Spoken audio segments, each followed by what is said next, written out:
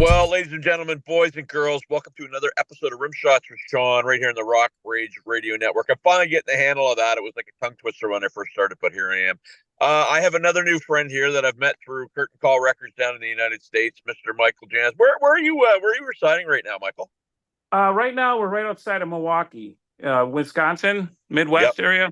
Yeah, so we've love it. been I've doing been, a I've bunch been to of shows. Milwaukee a few times, man. I love that city. Yeah, they had the Metal Fest here not too long ago, and they've been doing that on and off for years. So there's been a lot of metal stuff going on in this area. Fantastic. And you're from where? I'm originally from actually right outside of Milwaukee, a place called Greendale.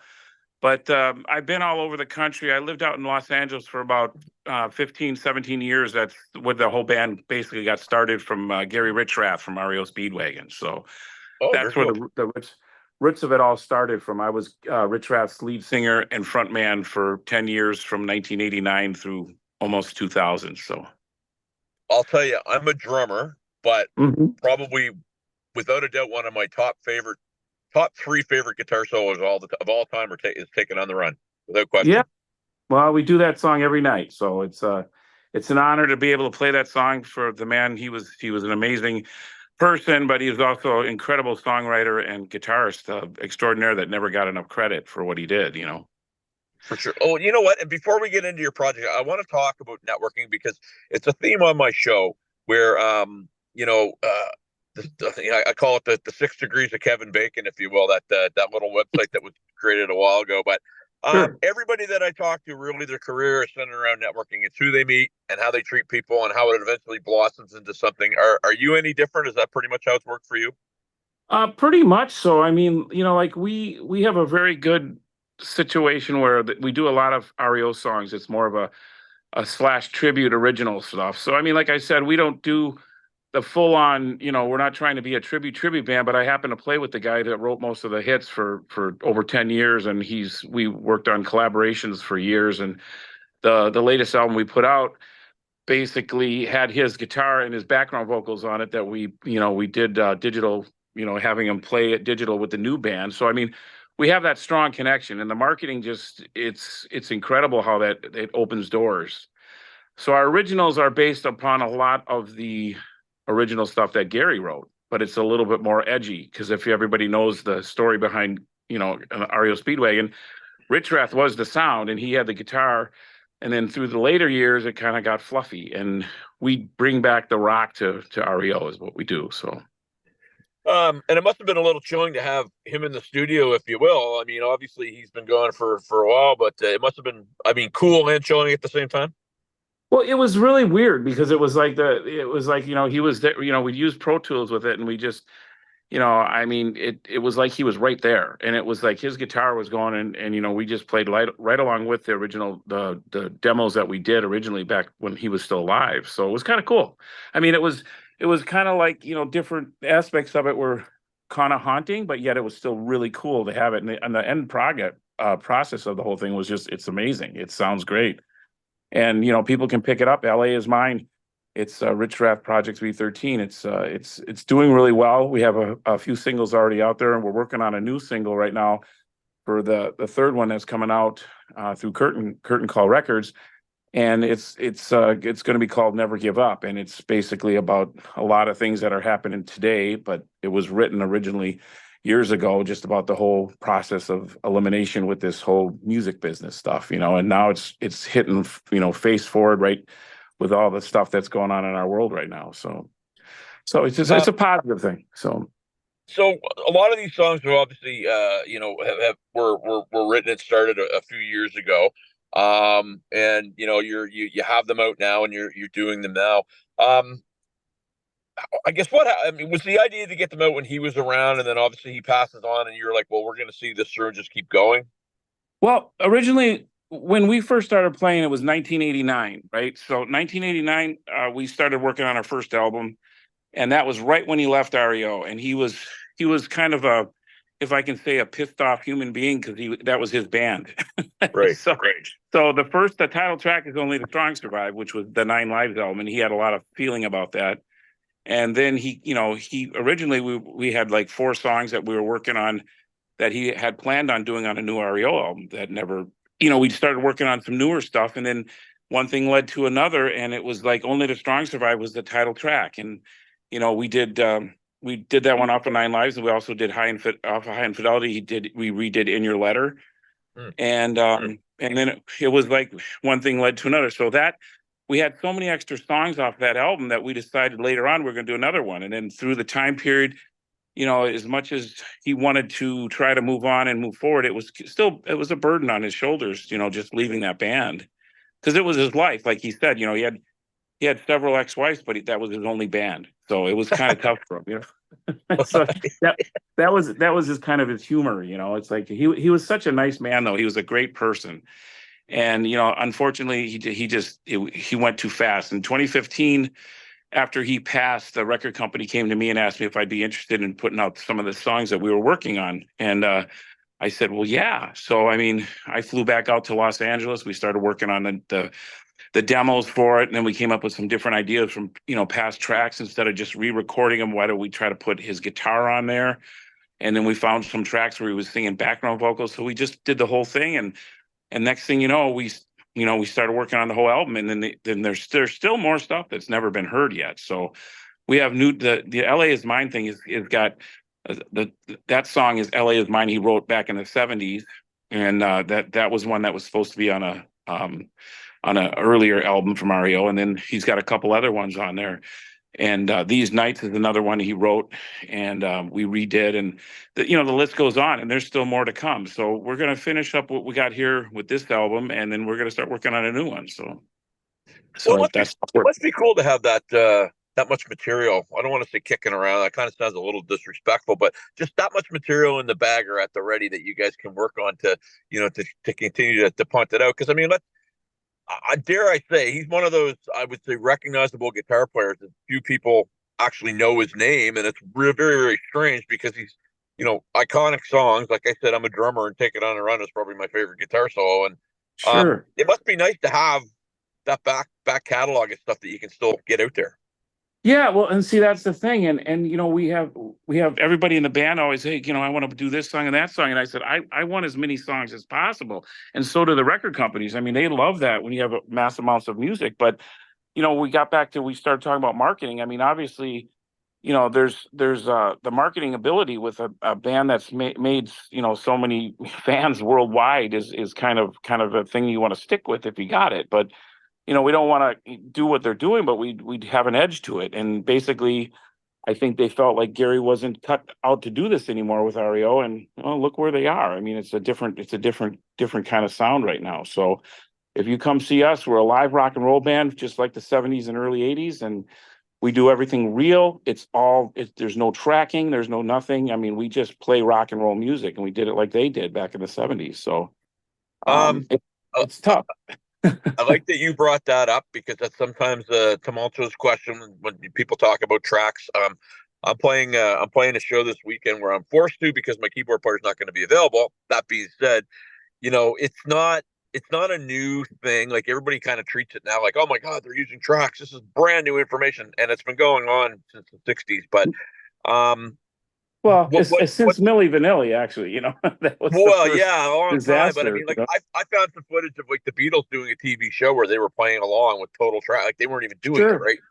Well, that's And the problem. That's the problem right now. People doing it, they're doing it in the big shows, and it's I'm telling you, man, we do it real, and there are mistakes made sometimes, but that's what it's all about. I mean, that's definitely what it's all about. But we stick to it, and we do a really good job. My guitar player that fills in now, his name is Dennis Pockets, and he sat there and watched Gary since he was little, and he watched every move and everything he did, and every song he wrote and recorded and everything else. He's like amazing. He sounds so much like Richrath, it's unbelievable.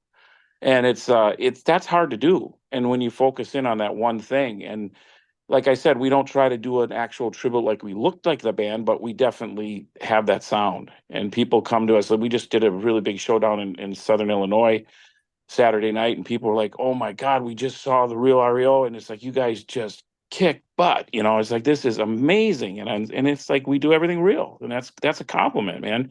Gary would love to hear that. That's well, what I want to do it for. and you were right in their own backyard, right? Obviously, so that's even another testament to to that. Yeah, they play. It's really hard too. We play a lot, and we have that issue where there's times where we're too close, and it's like that becomes a problem, and the promoters and everything else. It's always an issue, but we just keep on pressing on. We'll play wherever we got to play. I mean, I went from playing to big, huge places with Richrath to playing 200 seats, and he's like, you know what?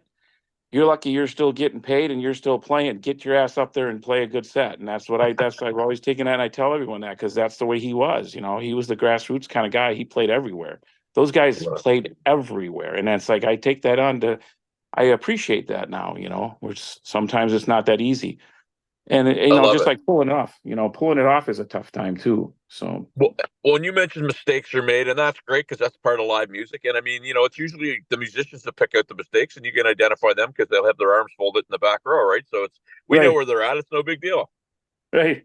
Yeah, we kind of laugh at each other when there's a little mistake here and there because after you play the songs over and over and over again, we switch up our set a lot because we have so many. We start running into like we did a 90-minute set plus encore the other night, and it was like we were pushing it because we forgot this song, we forgot this song, we got to do this song, and we were doing video clips for the new Never Give Up album just for the to put something together for live stuff. And it's just like, it's because we got to make sure that one's out there, and then we got to do this and it's fun. It's a fun night. And we never do anything the same every night. We're always different. So that's kind of fun too. Kind of I'll gets hit the you other with big this. guys in the, what? I said I'll hit you with this because as you're talking about doing these tunes, obviously that there's been this whole thing with Burton Cummings and the Guess Who Sure. and I think because in Canada there's been some festivals where it's kind of happened too where there's bands but there's maybe one original member of the band and they're using old footage and old marketing material, and I think that's ruffling some feathers. I'd love to get your thoughts on that because I mean you're not really doing the same thing, but I guess in a sense there could be if somebody has a bad day, they could Mhm. possibly come at you, right? So I mean, what's your thoughts on that? Well, first of all, I was gonna say, you do have somewhat of a Canadian accent. Are you from Canada? I am from Canada. I'm from Halifax, Nova Scotia, my friend. That's awesome, dude. I Yeah, because my first experience playing there, we hit up, we did we went up to Winnipeg, or we went up yeah, to British Columbia, and then we went all the way across, like Continental Divide, Canada. They put us across and it was incredible. But we had some interesting times there because people are so polite at the time we were touring up there. Instead of we played like in the States and they go nuts and you go up there and everybody claps, but it was a different situation. But speaking of what you're saying is funny because we were, Foghat's out there, and I think the original drummer's there, and it's like yeah. they have all new members, but we were playing with Foghat back in the 90s where they had the big lawsuit going with the Lonesome Dave Foghat and then the other Foghat. And we were doing shows with the regular Foghat, and there was all this crap going on. And it drives you nuts when you see all this stuff that happens. And somebody just brought that up to me about how if I experienced any of that stuff. And it is very difficult to deal with it. Burton Cummings, I still don't understand that. I just love some of his stuff that he does. It just is amazing. And the Guess Who and all that other stuff, I hear there's all kinds of stuff. And one of the guys that I was actually getting shows with was booking the Guess Who that really had nothing to do with the Burton Cummings thing. And I heard there was some kind of major stuff going on, but again, it's hearsay what you hear. But I don't know. It's a difficult scene when you think about it. If people are getting paid to use that name, I think it's sad. Yep. And but I mean we are definitely Richrath Project 313, and we happen to sound a lot like the band, but marketing wise and brand name wise, you can't do that. I know I can't. I never even try. So it's like there's people that try to pull that crap all the time. I guess is what you're asking me. Yeah, well, and I Sorry. think the concern with the whole thing is he um I think he's concerned that they're promoting the shows with his voice and his likeness, but then it's nobody from the Guess Who. So he's still getting paid. He's still making money, but he's just kind of being the guy that wants to. They've had a few shows that are blocked, and right now they're on hiatus, and Sure. it's a contentious thing, right? And I guess the Yeah. bigger piece of it is what will this mean for the cover band circuit? Because one guy does it and he's successful, and the next thing you know, off we go and we go after everybody, right? So I was just wondering if you guys had possibly run into anything like that. Well, I run into similar things, I guess, in the whole. I see what goes on because I know where I have my limitations, but but it's like Foreigner. I mean, Foreigner's out there. Mick Jones isn't with the band anymore, but they're still doing Foreigner. So it's kind of Right. weird. I mean, I don't know the ins and outs of that. And to be quite honest with you, REO Speedwagon is still REO Speedwagon, and Kevin Cronin is the only one that's in the band anymore. So he made the most money and had the biggest hits. So I guess that's how it works. But there's no other original members. So I guess in that those things, just like Foghat, they got the original drummer and that's it. So I mean, I don't know. It's like it seems to me like there's a lot of that going around, and it's too bad one way and it's too bad the other way. I guess there's no real answer to it. I guess I'm being a politician right now. I don't want to say the wrong thing, but Well, I here just don't know. I don't know how to I'll put throw it. down. It's like, I'll yeah, throw down here for you, like I Michael. said, Well, I'll throw it down for you here. I think that so April Wine is a band from Canada that you may be familiar with, and Miles oh yeah, Goodwin. definitely. Hmm. So Miles passed away in February, I believe. No, sorry, it was December. It was just before Christmas. But he was not with the band for 2 years. They're still out touring. And my whole thing is if you want to go see the band, go see it. If you don't, don't. It's really that simple. We don't have to debate at nauseum who's the original members of the band. It's just, if people want to Sure. go, let them enjoy it, right? And I just don't know why it has to be a big thing. Like Styx was here in Halifax last month, one of the best shows I've ever seen. Well, guess what? There was two original guys in the band. Actually, one because um, Tommy Shaw wasn't an original member. So I mean, it was still amazing, right? Yeah, and it's like I guess I can relate to that when I first started playing with Gary because I never even wanted to be near what Kevin Cronin was, but the response I got from people were so amazing that it made the band. We were young kids and we started Yeah. playing. This was in the '90s, so we were really young and we played our asses off, if I can say that. I'm sorry, but we Yep. really were so enthused about it that. So I guess it didn't really matter, but we were just honored to be able to get up on stage with this man. And then so I can see that. I mean, and you know what? We never thought about money. And I think that if anybody gets in this business because that's what they want to do, they're in the wrong business because it's a tough business. So I mean, the money end of it, he got his royalties, like you said, the publishing and everything else is where he's making his money. So I guess they should be thankful that they're still getting the songs out there, Yeah. and like that's one of the things I always say. I mean, I sing Kevin's songs with the REO thing and Can't Fight This Feeling, Keep on Loving You. And I sing them with pride and I sing them with dignity. And I think he should be thankful that I do it, because I put my heart and soul into it. And I remember you talking about the solo that he played on Take It on the Run.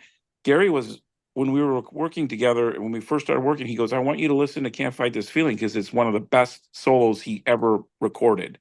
And he Nice. told me, he goes, I want you to listen to it because I put everything into it at that time just to really prove to everyone that it was a different song that he was writing or he's working on, and he wanted to make it the best ever, and he did. It sounds great. It's a simplified solo, but it's really a good solo.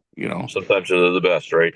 And Yeah, I mean, I'll tell exactly. you about those guys. It's funny because I mean, I grew up listening to Kiss, as you can see by my shirt, Yeah, and Iron Maiden and Dio. And I remember when people would say REO Speedwagon, I'd be like, they're like Air Supply or whatever. But what a bunch of crap! Because I mean, what a great band, all great players, and I mean the songs, man, they're enduring, and that's got to be fun for you guys to go out there and do that for sure. well, it is. And like speaking of that, I grew up, I was a bass player, and I'm telling you right now, Geddy Lee was my idol, iconic idol, and Chris Squire from Yes.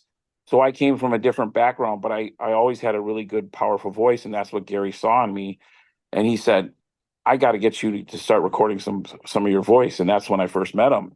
And that was it. I mean, he changed my whole perspective of music. And so, I mean, again, I still have the background of the progressiveness, like from the Canadian guys, but Yeah. and then I do the more of the popish stuff with the REO Speedwagon and all those other things. So I guess I got it all in me going. So I enjoy it. I love it.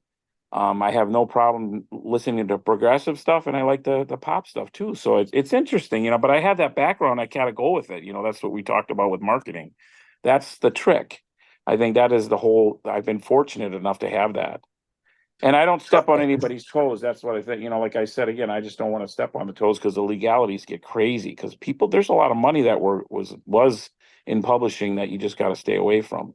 And hopefully, I'll get Absolutely. that too. I mean, I got a lot of stuff on the block there to get going, and it's like we got to sit in there. We just got to get it played more, and that's what we're doing. No, for sure. And I mean, I'll either through Brian or what I got a picture that I'll send you. I was able to go and visit the original drummer John Rutsey's grave in Toronto, which was very cool.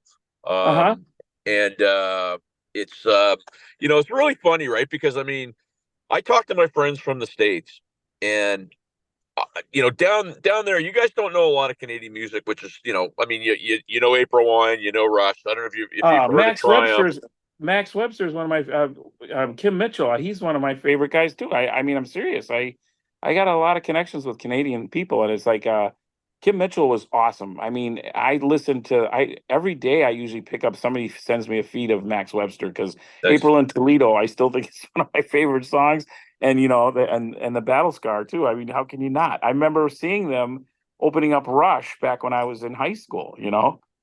And that was a cool thing for me too. I loved it, and like I said, so I have a pretty huge, inspiration from all different kinds of music, so that's one thing. See, and that's what I'm saying. People don't realize being a drummer, Alan Gratzer was probably one of the best rock drummers. He was a solid rock drummer. And when my drummer at the time was a, Neil Peart kind of wannabe, and he wanted to do the Neil Peart stuff more than anything.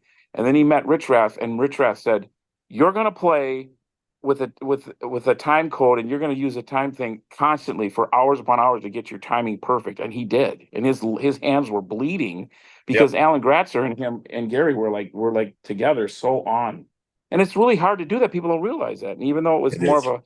a different kind of rock, they were solid rock, Well, Gratzer and sang too. He was a singing yeah, drummer, which is right, huge. that's true. And if I reference Taking Yeah, on the Run Again, that solo section with the stuff that he's doing with the 16th notes and the hi-hats under the guitar solo is brilliant because when you play it, I know. it's Uh-huh. their drummer that Yep. they have now, Brian Hatt, I think he's a great drummer, but he doesn't do it the same way, and it really changes the whole feel of that section. Exactly. I mean, that's one of the things that most people don't know, and obviously you picked up on that, and those are some of the things that I learned from working with the master himself. And like I said, Gary was more. He was such a great guitar player, but he knew how to produce too. I mean, he taught me so much from when I went from being. He heard my voice and he changed it. I mean, I used to. That's where 313 come in. By the way, that's the little inside thing because he would make me work until 3:13 in the morning. And it would always be that on the digital clock. I'm like, dude, I can't do it anymore. I gotta stop. And he would make me sit there and sing and sing and sing and sing and nonstop. Get it right. You got to get it right. You got to get it right. And then later on, he'd tell the drummer. My drummer was my best friend Tracy. He'd say he was just doing that to get back at Cronin. So, That's so hilarious. and that was the inside thing. Is like he was doing it just back at Cronin. He'd sit there and mumble it under his breath. So it was kind of fun. That's amazing. I mean, we had a great time together, so it was a good thing. So Yeah, and definitely miss. I mean, like somebody, a guy like that, and it's funny because we're talking about him, and I can still see the big hair, and sure. and just always smiling when he played, and just kind of a swing to his playing too. I mean, like some good, great rhythm parts, not only great lead parts, but just great rhythm parts. So Yeah. And I played bass. That was the thing he wanted me to do. He really wanted me a rhythm guitarist. He wanted me, and he taught me this is the way you're going to do it, and this is how you play, and this and this, and he taught me that everything I know right now is all because of what he was doing. He was just pushed on me and pushed on me, and it was like I changed from playing bass to rhythm guitar and singing, and it's great. Can't ever be. I never regret what I did ever. It was the greatest time. So and we're trying to carry that on to this new thing we're doing. So. So, sir, where are my viewers going to find out about this new thing that you're doing? That I can't wait to see more of it. Where are they Well, going to find out more? RichrathRocks.com is our website, and everybody can reach us on Facebook. There's a full, on our website, it tells you everything about the band, everything about what I did with Gary, the whole history of everything we've done. You can get through Curtain Call Records has got everything on there. It's like we've been playing the summer. We're doing a lot of festivals and outdoor venues. We're going to Sturgis this year. We're playing on August 6th at the Kickstands in Sturgis, South Dakota. So that's going to be the biker rally, and hopefully we'll have 500,000 plus people checking us out. And we're all over the Midwest, all over the country. Actually, this year we're more in the Midwest than anywhere else, but we've been everywhere from Myrtle Beach to California and back. And I'm actually going out to California next week to finish up some of this video I'm doing for Never Give Up. But you can get merch there. You can get everything on the website. So Richrath Rocks, and it's richrathrocks.com, and our Facebook goes along with it. So Fantastic. Michael, I want to thank you for doing this, man. Part of, I stumbled onto the whole podcast world by accident because, like everybody else in 2020, I was playing and didn't get to. So I've had a great run of meeting cool people, and you were certainly right in there with that crew. So let's stay in touch. I want to see what you guys are doing, and thanks for being on the show on the Rock Rage Radio Network, sir. Oh, thank you so much, and keep rocking. And hopefully we'll see you soon. I want to get back up to Canada. We've been offered a few venues up there, so hopefully we will. Awesome. Peace, my friend. All right. Thank you. Have a great day.